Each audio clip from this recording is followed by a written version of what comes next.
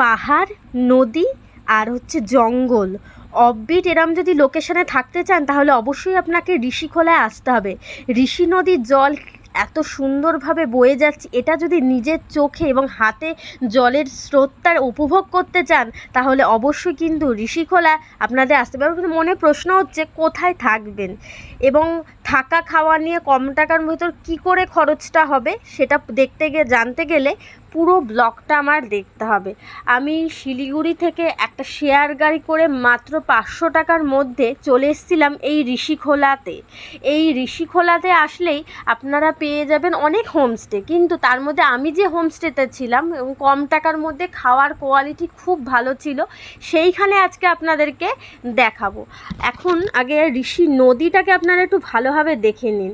মানে এত সুন্দর পরিষ্কার একটা জল, এবং এই বয়ে যাচ্ছে এই ব্রিজটা করে আপনাকে ওই পারে চলে যেতে হবে হচ্ছে ওয়েস্ট বেঙ্গল, এবং এই পারে আমি দাঁড়িয়ে হচ্ছে সিকিম বর্ডার। মানে ব্যাপারটা কতটা সুন্দর না, 1 মিনিটের মধ্যে আপনি চলে যাবেন ওয়েস্ট বেঙ্গল এবং সিকিম বর্ডার। এই দুটো জিনিস যদি আপনাকে উপভোগ করতে হবে তাহলে কিন্তু ঋষিখোলা অবশ্যই আসতে হবে। এবার আপনাদেরকে হোমস্টেটা একটু ঘুরিয়ে দেখায়।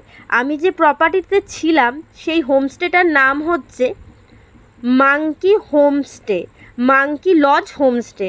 পাশে হাঁসগুলো এখানে ঘুরে বেড়াচ্ছে এবং প্রচুর ফুল গাছ লাগানো আছে। হোমস্টেটা আগে আপনি ভালো করে দেখে নিন, এরপরে আপনাদেরকে জানাবো এখানে পার পারসন আসতে গেলে কত করে পড়বে থাকা খাওয়া নিয়ে। 4 বেলা এখানে থাকা খাওয়া, ফুডিং অ্যান্ড লজিং নিয়ে। এবং সবচেয়ে ভালো লাগবে এইখানে আসলে আপনি রুম থেকেই ভিউ পাবেন, মানে ঋষি নদীর জলটা বয়ে যাচ্ছে, এটা রুমে বসেই আপনি মানে হাতে চায়ের কাপ নিয়েই দেখতে পাবেন। এটা হোমস্টের একটা ডাইনিং স্পেস। জায়গাটা কতটা সুন্দর করে সাজিয়েছে পাহাড়িয়া সব পতাকাগুলো দিয়ে, যেটা আর কি বৌদ্ধ দৃষ্টির একটা লোগো আছে সেটা দিয়ে। এবং এখানে একটা রেস্টুরেন্ট আছে, সবচেয়ে বড় কথা। অনেক হোমস্টেতে আমি ঘুরে দেখেছি এখানে রেস্টুরেন্ট নেই, এবং নদীর ধারে মানে ভিউ দেখতে দেখতে যদি মোমো খেতে চান বা যে কোনো ধরনের খাবার এরা একটু আগে অর্ডার দিলে সঙ্গে সঙ্গে আপনাকে বানিয়ে দেবে। এখানে 2টো প্রপার্টি আছে, এই পুরো প্রপার্টিটা মাঙ্কি লজ হোমস্টেরই।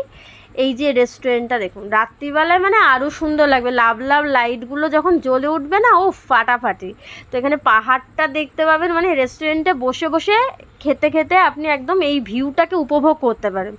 এবার আপনাদেরকে বলি এখানে থাকতে গেলে পার পারসন 1000 টাকা করে পড়বে। 1000, 1200, 1300, 1600, 1700 অবধি আপনাদের রুম রেন্ট আছে।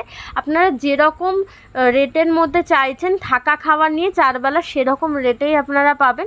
এবং নদীর ধারে বসে আপনি বারবিকিউও করতে পারবেন, তার জন্য 500 টাকা লাগবে।